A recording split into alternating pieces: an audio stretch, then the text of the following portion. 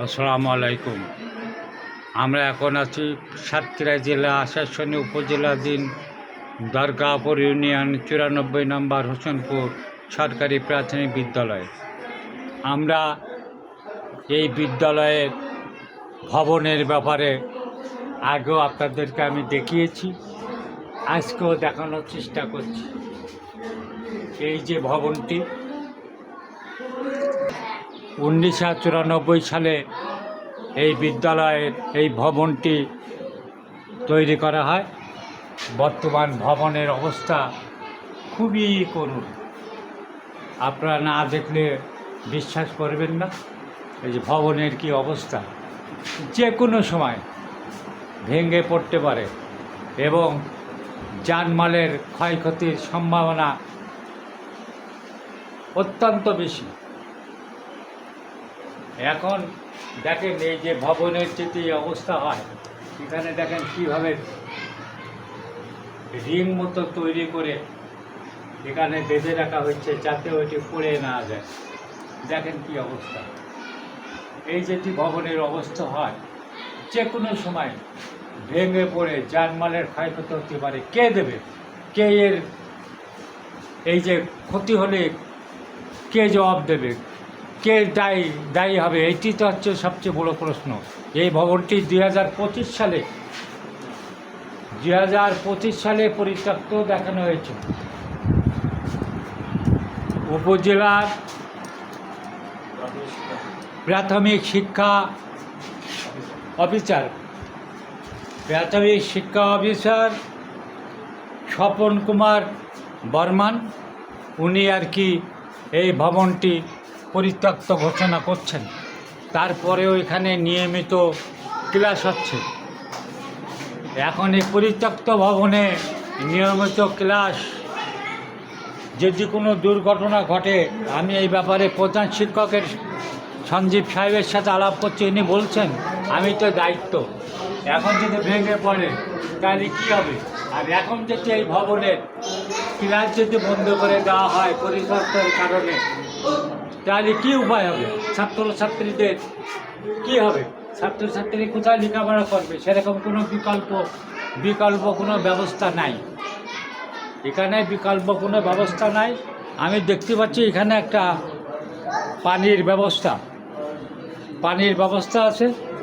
এটি মনে হয় স্যার কতদিন করা হয়েছে? এটি মাসখানিক করার পরে আপনারা দেখেন এখানে মনে হয় কিছু দেয়নি, সব উঠে গেছে। দেখেন টাইলস উঠে গেছে। এই দেখেন এখানে লাগানো ছিল,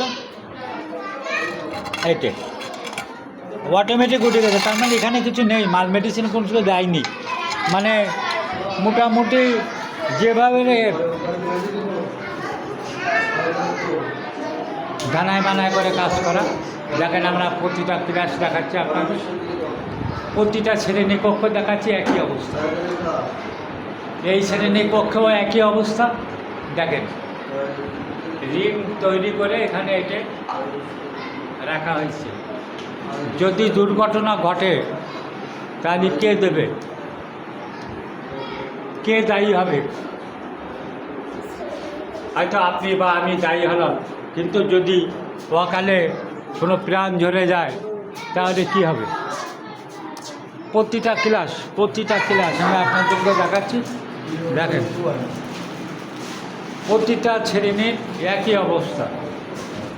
দেখেন এখানে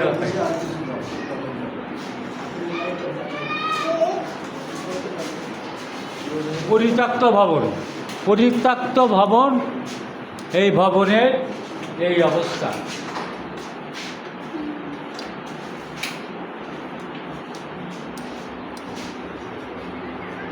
দেখেন ওয়ালটাল দেখেন। আমি কি দেখাবো? দেখাতে গেলে তো পুরো বিল্ডিংটাই দেখা যাবে।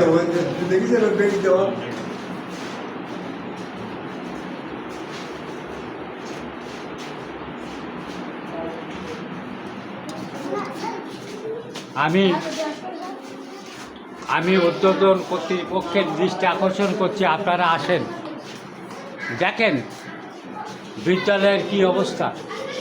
বিদ্যালয়ের কি অবস্থা আপনারা আসেন দেখেন।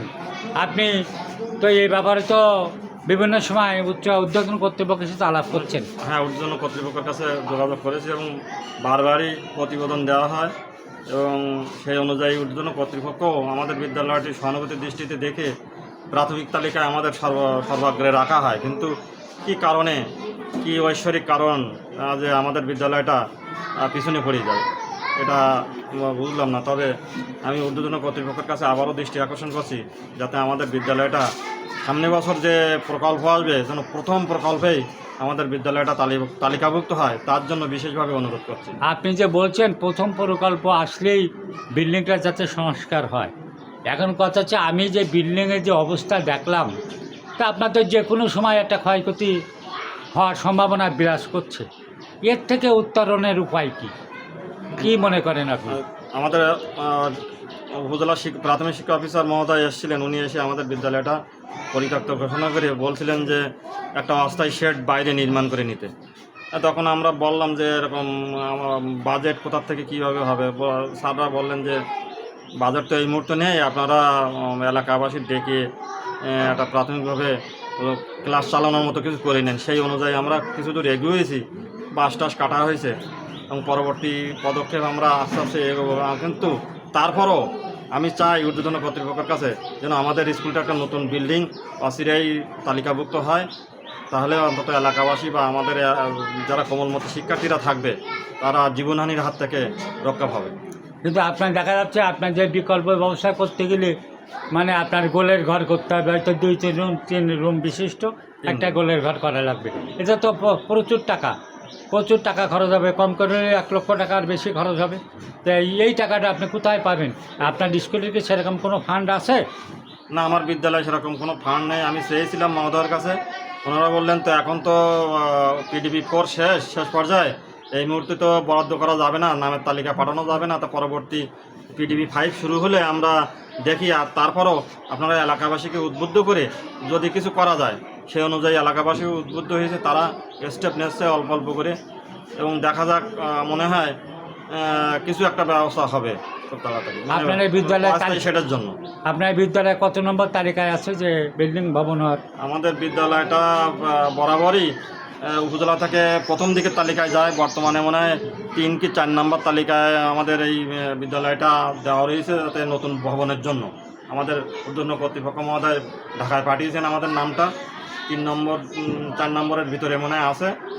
তো আমি সবার কাছে দোয়া প্রার্থনা করি যেন বিদ্যালয়টা অচিরেই তালিকাভুক্ত হয়ে নতুন একটা ভবন নির্মাণের উদ্যোগ সরকার বাহাদুর নেন। ধন্যবাদ আপনাকে। আমি আজকে আমার এই ভিডিওর মাধ্যমে ঊর্ধ্বতন কর্তৃপক্ষের দৃষ্টি আকর্ষণ করছি, আপনারা আসেন, দেখেন এই ভবনের কি অবস্থা। এই ভবনের যদি ভেঙে পড়ে জানমালের ক্ষতি হয়, কোনো ছাত্রছাত্রীরা আহত বা নিহত হয়, তাহলে এর দায়িত্ব কে নেবে এর দায়িত্ব? এর যে ক্ষতি হলে এই ক্ষতিটা কে পূরণ করবে? আমি ঊর্ধ্বতন কর্তৃপক্ষের অনুরোধ করছি, আপনারা আসেন, দেখেন এই ভবনের কি অবস্থা। দুর্গাপুর প্রতিদিন ইউটিউব চ্যানেল ও পেজ একটি প্রচার মাধ্যম, আপনারা আমাদের সাথেই থাকুন। ধন্যবাদ।